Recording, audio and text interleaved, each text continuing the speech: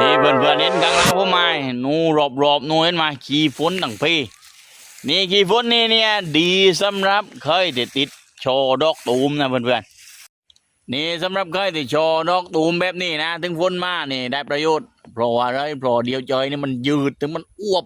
อันแรกร้อยที่ใบเห็นไหมซันเบิร์นใบไม้คือมันร้อนมันเครียดนะพอได้ฝนเนี่ยถ้าดอกตูมแบบนี้นี่ผ่านแต่ถ้าดอกบานเนี่ยบอกเลยว่าช่วงนี้แคลเซียมโบรอนสำคัญจัดไปนี่ช่วงดอกตูมปนี่นะแต่ถ้าว่าเคยช่วงแท่งยอดอยู่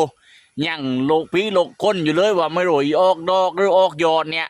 ถ้าได้ฝนไปเนี่ยถึงให้ปุ๋ยพิษรูดนี่เรียบร้อยเพื่อนๆถ้าว่ายังฝนเนี่ยเคยแต่ยังยอดสะสมทานอาหารได้2 รอบเนี่ยอาจจะหาแต่ตัวหน้าต่ำมาสักทีเลยคือเซหยิบเพื่อนๆเพื่อไรเพื่อแม่ขาซีเอ็นเรโชมันเปลี่ยนมากไม่นั่นตัวเดียวมันแตกยอดยาวสู้เพื่อน